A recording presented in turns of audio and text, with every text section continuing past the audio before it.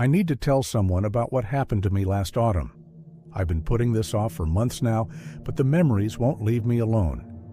Maybe writing it down will help somehow. I'm a wildlife photographer, and I'd been planning this trip for over a year. There's this abandoned fire lookout tower deep in the Cascade Mountains that I'd seen in old forestry records. I figured it would make for incredible shots, especially during fall when the colors are at their peak. The tower was about 15 miles from the nearest logging road, so I knew I'd be camping out there for at least 3 nights.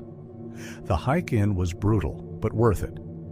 When I finally reached the tower on day 2, it was even more stunning than I'd imagined. The structure was probably 70 years old at least, with rusted metal stairs spiraling up to a small cabin at the top. I spent the afternoon taking photos and decided to set up camp at the base of the tower rather than inside. Something about sleeping in that decaying cabin didn't sit right with me. That first night, I woke up around 2 in the morning to the sound of the metal stairs creaking. At first, I thought it was just the wind or the structure settling, but then I heard it again. Distinct footsteps climbing up. I grabbed my headlamp and unzipped my tent just enough to peek out. The stairs were empty. I convinced myself I'd been dreaming and tried to go back to sleep, but I couldn't shake the feeling that something was off. The next morning, I found muddy footprints on the stairs. Bare footprints. They went all the way up to the cabin door and then back down again, but they didn't lead anywhere else.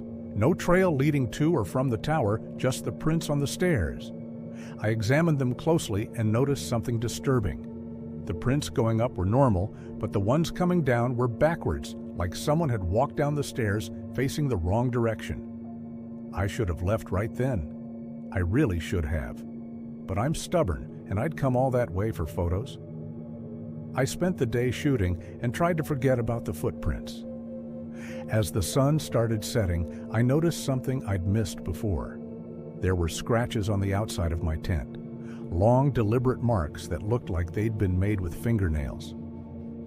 My blood went cold. Those hadn't been there that morning. I made a fire and sat next to it with my camera bag and my knife within reach. I wasn't going to sleep that night. Around midnight, I heard branches snapping in the forest. Not the random sounds you'd expect, but rhythmic, like someone pacing back and forth just beyond the tree line. I pointed my headlamp toward the sound, but saw nothing. Then I heard something that made my stomach drop. A voice. It was barely a whisper, but I definitely heard it. It sounded like it was coming from the top of the tower. I can't explain what possessed me to climb those stairs. Maybe it was curiosity, or maybe I just needed to know what was up there. Each step groaned under my weight, and I kept my knife ready. When I reached the cabin, I found the door wide open. I know for a fact it had been closed earlier. Inside the small room was completely empty, except for one thing. In the center of the floor, someone had arranged dozens of small animal bones into a perfect spiral pattern. I didn't wait to see anything else. I practically fell down those stairs and started packing my tent in a panic. My hands were shaking so badly I could barely stuff my sleeping bag into its sack. That's when I heard the footsteps again, but this time they were running, coming from the forest, coming toward me. I abandoned half my gear and ran. I didn't have a flashlight out, and I was stumbling through the darkness using only the moonlight to guide me. I could hear something crashing through the brush behind me, but I didn't dare look back. I ran for what felt like hours until my lungs were burning and my legs gave out. When the sun came up, I was completely lost. I'd run off the trail in my panic, and I had no idea which direction to go. It took me 2 days to find my way back to the logging road. I was dehydrated, bleeding from countless scratches, and probably hypothermic. A ranger patrol found me wandering along the road and got me to a hospital. I reported everything to the authorities, but they said they couldn't find any evidence of anyone camping near the tower. They suggested I'd been experiencing altitude sickness or dehydration. Maybe they're right. Maybe my mind was playing tricks on me. But I know what I saw, and I know what I heard. I've been back to the mountains since then, but never alone, and never anywhere near that tower. Sometimes, late at night, I still hear those metal stairs creaking.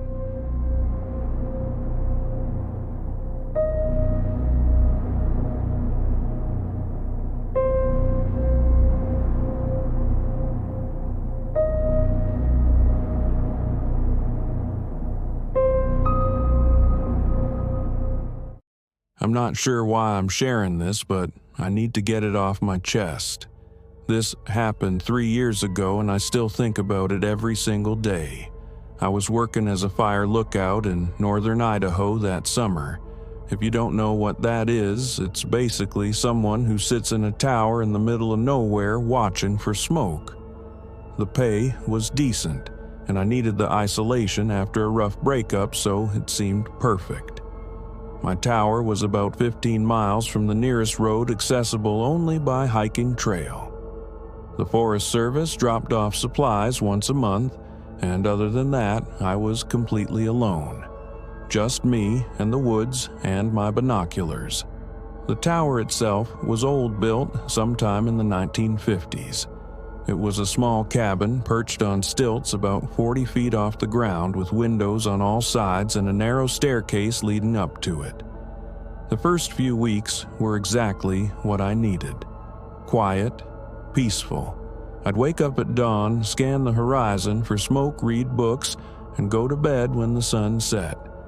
At night, I could hear everything: owls, coyotes, the wind moving through the pines. It was incredible, honestly. I felt more centered than I had in years. But then the knocking started. It was my 4th week up there. I woke up around 2 in the morning to this sound. Knock, knock, knock. 3 deliberate taps on the wall of the cabin. I sat up in my sleeping bag listening. Nothing. Just silence. I figured it was a branch or maybe a bird and went back to sleep. The next night, it happened again. Same time, same 3 knocks.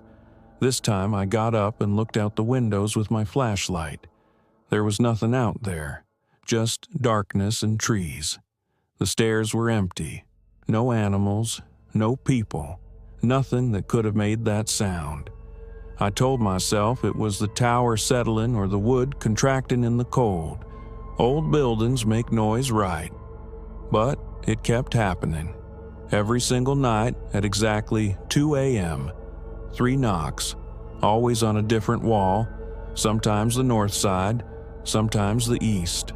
I started marking which wall it came from in my journal, trying to find a pattern. There wasn't one. It was random. By week 6, I wasn't sleeping well.